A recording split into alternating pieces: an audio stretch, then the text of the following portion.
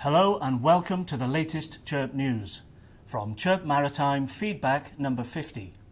Coming to you today from Headquarters Ship Wellington, the last Royal Navy survivor of the epic Battle of the Atlantic and the home of the Honourable Company of Master Mariners.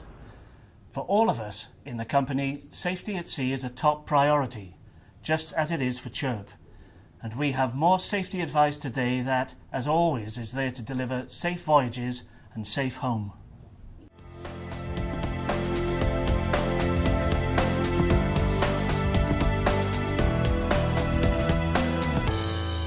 Lifting strops on a vessel's inflatable rescue boat had just been renewed. Good practice indeed, and further good practice came when the opportunity was seized for some familiarization training when the mother vessel was alongside. That's where the compliments have to stop, because as the rib was swung out high over the quayside, it tilted to the vertical. Thankfully, no one was on board the rib, and so no harm was done. But it's not hard to imagine the disaster that would have followed had the boat been deployed in an emergency without being tested.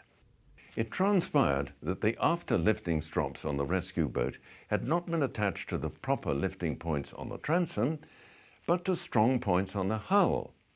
As it was lifted out, the rib rotated about the after strops and went bow up, as the picture showed. Unnervingly, both rescue boats on board the vessel had the strops misfitted in this way. The Chirp Maritime Advisory Board makes a number of points about this near disaster. However straightforward replacements may be, cross-checking, supervision and testing are essential. It's good practice to take pictures of equipment replacement and draw up accompanying notes.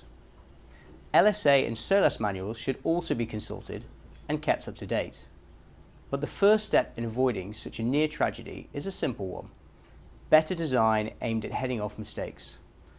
Naval architects and designers, please take note.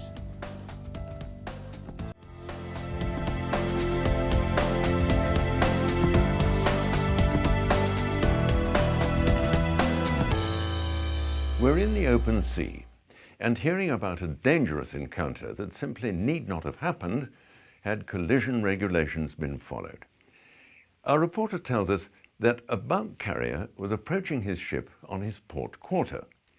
This other vessel, as described in our diagram, was not making her intentions clear, though approaching our reporter's ship, called Own Ship in the drawing, at a fair speed. Best judgment was that the other vessel was positioned to overtake, though since Own Vessel was the stand-on ship, rules of the road were clear. The other vessel was duty-bound to take avoiding action. VHF contact was established, but despite those rules, the approaching ship stated her intention of overtaking. Sensibly, our reporter's ship took action, increasing speed and opening up a safe distance between the two ships. This pushed her off track by 3 miles, but the action was judged the best and safest way to avoid the trouble caused by poor seamanship on the other vessel. There's no doubt about it. This was a clear violation of collision regulations, and Own Ship took the right action. Checking by VHF is not a Chirp Maritime favourite, as those who follow us will know. On this occasion, we feel it was wholly justified as a way of finding out what the other vessel's intentions were. But it is, of course, wholly unnecessary for such situations to develop, especially in open waters.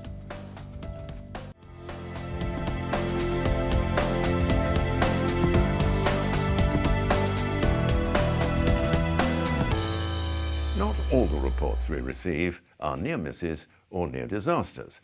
Sometimes actions taken are swift and appropriate and give us a welcome opportunity to describe good practice. In this case, a container vessel suffered a main engine failure on departure from its terminal. A testing moment. The tide was on the flood, and having deep draft, the vessel was restricted to the center channel. Control was transferred from the bridge to the engine room, and main engines were restarted in 10 minutes. A tug stayed attached aft until the stricken vessel was clear of the channel, when the master put her to anchor so that repairs could be carried out. She then resumed her passage. The company operating this ship told us that a main engine stop was due to a 6-unit failure of fuel pump spill valves. Local restart in the engine room revealed a further failure in the push rods. Once they were loosened, normal service was resumed. We commend the positive approach of this company. A good report revealing good practice. The advisory board also noted that it is advisable to test main engines before departure. This means, of course, that the gangway must be raised with standby crew members at the moorings. We've heard of other cases of main engine start failure or where the startup has been sluggish. Please let us know if that's ever happened to you. All your reports are treated in the strictest confidence.